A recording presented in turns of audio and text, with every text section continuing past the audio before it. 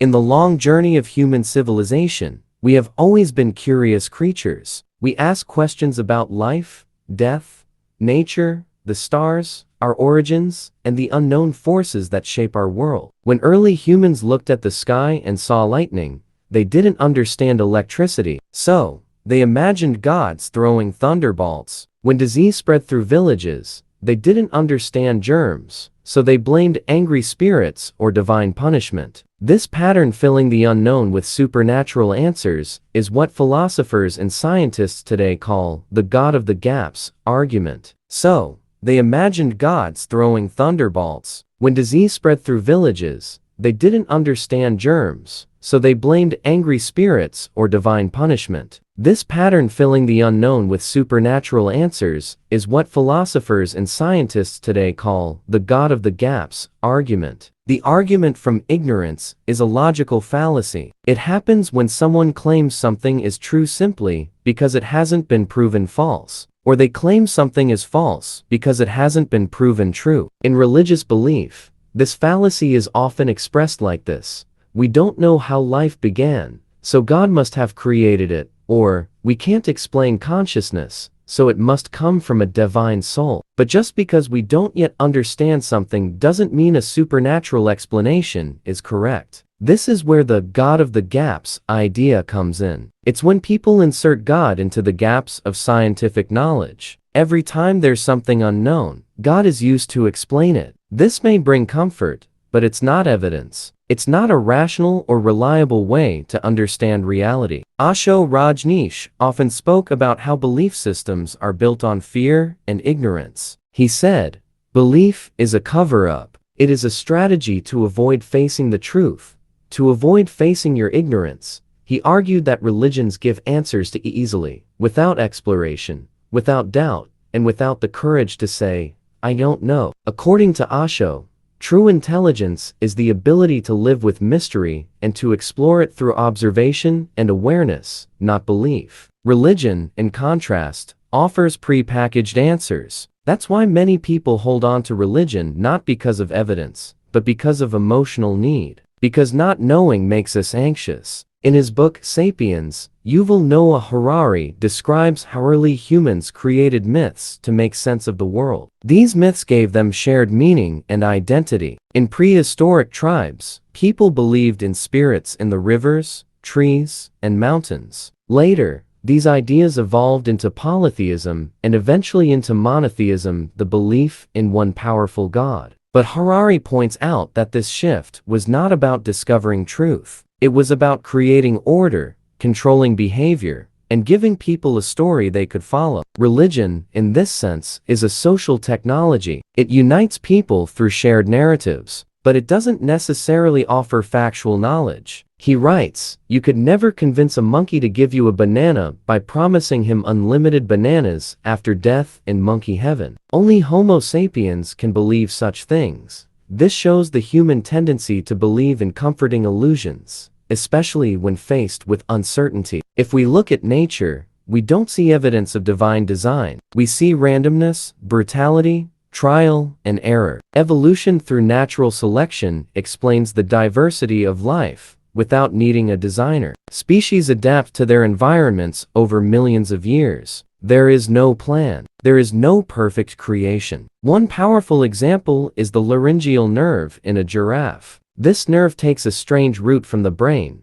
all the way down the neck, and then back up to the larynx. It's incredibly inefficient. If a designer created the giraffe, why would the nerve be designed so poorly? But if we understand evolution, we see it's a leftover from fish ancestors, where the nerve took a direct path. As animals evolved longer necks, the nerve stretched with the body, leading to this odd route. It makes sense in evolutionary terms, but not in intelligent design. This is how science replaces the God of the gaps with real explanations. We now know why giraffes are the way they are. We don't need to say God made them like this anymore. Throughout history, many civilizations have claimed divine knowledge, and many of those claims were later proven false. Ancient Egyptians believed the sun was a god riding a boat across the sky. Now, we understand it as a star. The Greeks believed in gods controlling the ocean, storms, and love. But science has explained these phenomena through natural forces and psychology. In ancient Mesopotamia,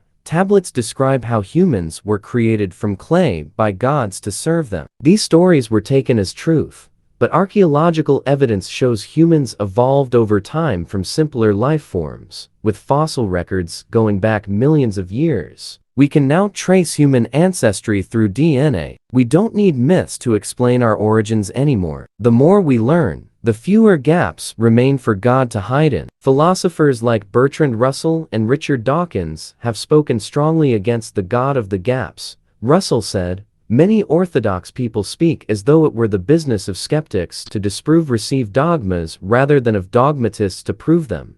This highlights the burden of proof. If someone claims God exists, they must provide evidence. Lack of explanation is not enough." Dawkins calls this lazy thinking. He says that replacing ignorance with "God did it" stops inquiry. It's a mental dead end. He wrote in The God Delusion that religion often hijacks the gaps in knowledge to survive. But as science advances, those gaps shrink, and so does the role of God. Atheists argue that belief without evidence is not virtue. It's a mistake. Logical fallacies like argument from ignorance only show the weakness of religious thinking. Imagine a village where the crops fail. The people don't understand soil nutrients or weather patterns. So, they believe a mountain god is angry. They build temples, offer sacrifices, and create rituals. The crops still fail. Then, one day, a traveler comes and teaches them about irrigation and planting methods. The crops grow again. The villagers realize that the mountain god was never the cause. Their ignorance created the god. This story mirrors human history. As knowledge replaces ignorance,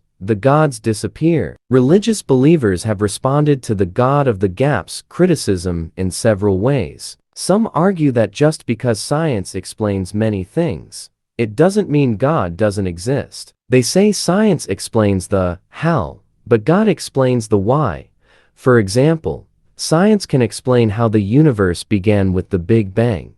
But believers ask, who caused the Big Bang? This shifts God to a higher level, beyond gaps in knowledge, into a kind of cosmic purpose. But again, this assumes that just because something exists, it must have a purpose. That's not necessarily true. A storm doesn't have a purpose. A volcano doesn't erupt for a reason. Things happen due to physical laws, not intention. Others claim that religious experience is personal and cannot be measured by science. They argue that faith is a different kind of knowledge, based on inner truth. But this is dangerous ground, because personal feelings can't be verified. Someone may feel that they are chosen by God, while another may feel possessed by demons. Feelings are not evidence. Another fallacy is the argument from personal experience.